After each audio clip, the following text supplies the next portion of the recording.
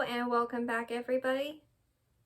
Last time we had Adyen's point of view, he had discovered a small, very scared boy hidden in a back alleyway. This time we're going to find out where that goes. Chapter 21. Adyen. Hey, I said as gently as possible, kneeling to appear less intimidating as I approached the boy. What's wrong? The boy startled at the sound of my voice, head jerking up and eyes fixing on me, wide and terrified. He scrunched back into his corner, trying to make himself even smaller than he already was. I winced as my heart twisted for him. Hey, it's okay, I said softly. I'm not going to hurt you. Tears still trickled down the boy's face, but he seemed to relax slightly and stopped trying to hide from me. Taking this as an encouraging sign, I shifted a few inches closer, then lowered into a sitting position before the boy. I held out my hand to him as he watched me carefully. I wondered what had happened to him, or what had happened to his family. The child hesitated for a moment, then finally reached out to take my hand. I smiled softly, allowing the warm power that usually rested in my gut to trickle out with a softness that would envelop the boy and bring him a comforting sense of calmness. It took barely any of my power, shaving only seconds off my life. Even as the power activated, a strange coldness arose, and wrapped around the warmth, squeezing it almost. The sensation was slightly painful, and it felt like it was restricting my power, trying to squash it down. The feeling eased as soon as I relaxed my use of the power, but it left me shaken. Lars Alfred wasn't lying? A cold sense of fear started to creep over me, but I pushed it back, trying to keep my mind clear. This wasn't the time to fall apart. Not when this child needed me. Using that small amount of power had worked. The boy had stopped crying, only sniffling in the way one does after the tears have passed. What's your name? I asked him, hoping to start off with a non-triggering question. Harry, he said softly. I'm 8. Who are you? My name's Adyen. I sat down beside him. What are you doing back here? I was afraid. Harry scrunched up again. Really afraid. So I hid so the scary woman wouldn't find me. What scary woman? I asked. The scary woman who killed my mommy. The boy's lower lip started trembling again. And Oleander, and Elif. She touched them with her hands and killed them. He let out a soft whimper. Want my mommy. Instinctively, I pulled Harry into my lap and held him close. I could feel his small shoulders shaking as his sobs started once more, and my chest ached at his pain. From his description, it sounded like he must have been there when the event happened. And the way he had described it. Oh no. She touched them with her hands and killed them. I didn't want to believe it, but there was only one person who could do anything like that, and that person was... Esther, what have you done? This must have been something not even Melia must have known, or she would have told me. That didn't do anything to help me understand. Why had she done this? And how on earth could she possibly think this was a good idea? On the semi-bright side, Aster had clearly drawn the line at killing a child, but she had deprived him of a mother. This couldn't be Aster. That wasn't how Melia had raised her. That wasn't how I'd raised her. What was she doing, killing innocents? This isn't right. Now I too was the one blinking back tears. I had to find Aster, not only for her sake, but also for the safety of everyone in Broton. How did we get here? What about your father? I asked the boy. Where is he? Harry immediately stiffened and didn't reply. Oh. His silence had said it all. I didn't know if he'd suffered the same kind of fate as Harry's mother, or if there was a whole other story there. But either way, his father was unavailable as well, which effectively made him an orphan. Just like me. I was immediately tempted to take him in and give him a home now that he had none. But our current situation wasn't the best. As soon as I found Aster, we were getting out of the city to escape the wrath of Lars Alfred, and I didn't know where we would end up after that. Not to mention the absence of Talia, and the fact that Aster may have killed Harry's mother, which I still didn't want to believe, would make things more than a little complicated. No, taking him in wasn't going to be the best option in this scenario, at least for now. I knew of a fairly decent orphanage in Quillen. Aster and I had spent 2 years there, after the loss of our parents, until Melia had come along and raised us. I didn't remember a lot about our stay there, but I did have a vague feeling of safety associated with that place.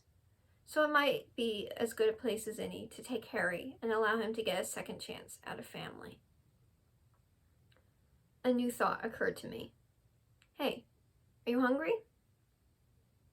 Harry sat back, not exactly staring up at me, but more gazing straight ahead. Maybe, he said. Maybe generally meant yes, particularly when coming from young street urchins who didn't want to impose on other people's poor graces. Letting go of him, I reached into my bag and dug out some dried meat that I brought with me. I held it out to the boy. Harry eyed it cautiously. For me? I nodded. Take it. As eager as a squirrel, he snatched the meat from my hand and went to work stuffing the whole thing into his mouth as fast as he possibly could. A small smile touched my lips. I knew from personal experience that boys that age were always ravenously hungry, and that boys who lived on the streets in particular never had enough. I dug out a few more pieces and let Harry have them as well.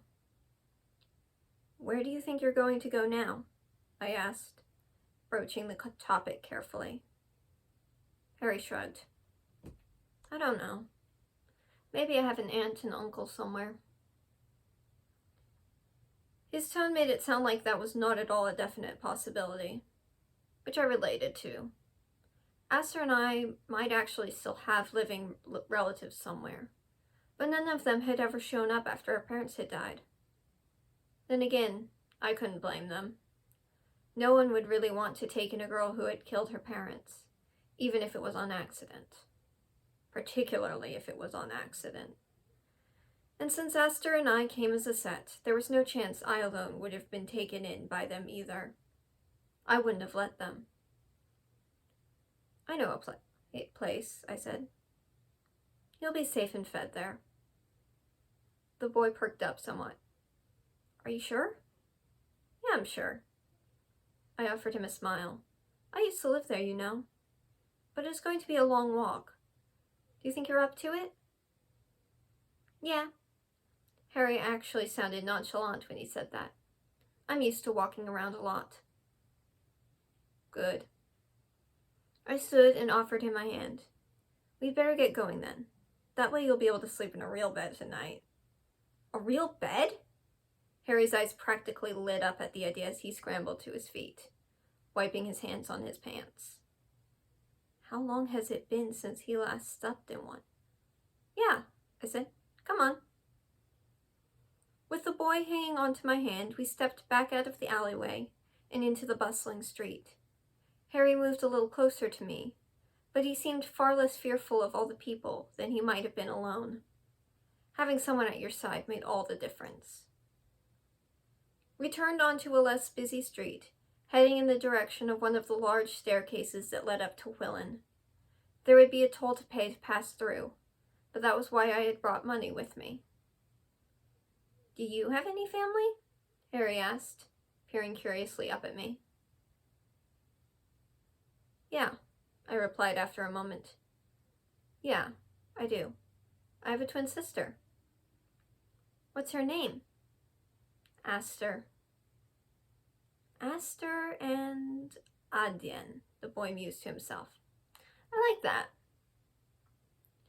I smiled, a genuine smile this time. It had been a long time since I had met someone who wanted to talk about small, simple things. It was a nice break from the disaster that was my life, even if I was keeping a sharp eye out for any Darkheart members who might be looking at me as we walked. "They go together really nicely," I agreed. Harry nodded enthusiastically. "Where's she now?" I got a sinking feeling in the pit of my stomach. "I don't know. I'm looking for her right now, actually." "I hope you find her," Harry said seriously. "You look like someone who needs someone to go with them." I said. I wasn't quite sure what to make of that statement, but I supposed I should take a compliment where a compliment was. There were worse things that people could say, that was for sure. "Yes," Harry said, nodding. "You do." We turned into the marketplace, which was slightly less busy than I was used to. On the other side was the staircase I was aiming for, the quickest way up to Willen. We forged onward, Harry holding obediently onto my hand as the dank scent that permeated most of the city gave way to the sense of spices and sweet things drifting through the air. I hoped not to be too delayed, but I noticed Harry casting longing glances at every street food we passed. I knew he wasn't going to say anything aloud, but for me, he didn't really need to. I stopped and bought 2 waffles from a man sitting not far from the statue in the center of the market. The shadowy figure of a man stood under it, like he was waiting for something. I ducked my head uncomfortably. Handing one of the warm waffles to Harry, I took his hand once more and carefully steered a wide berth around the statue so the shadowy man wouldn't notice me. For all I know, it could be just a random, ordinary guy. But I couldn't take that chance.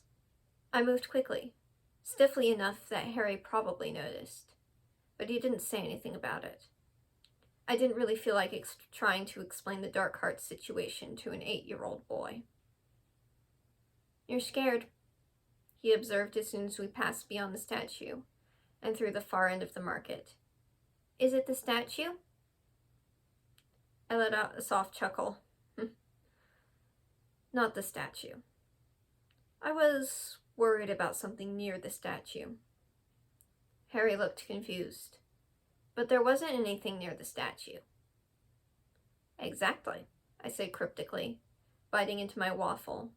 It was warm and fresh, and because of that, tasted a lot better than canned and cold food. That was usually what came down to last, whenever we started running low on food supplies. With the addition of my time in captivity with even food of worse quality, the waffle tasted like heaven. I couldn't help but close my eyes and sigh with pleasure as a bite melted in my mouth. "You really like those, huh?" Harry said.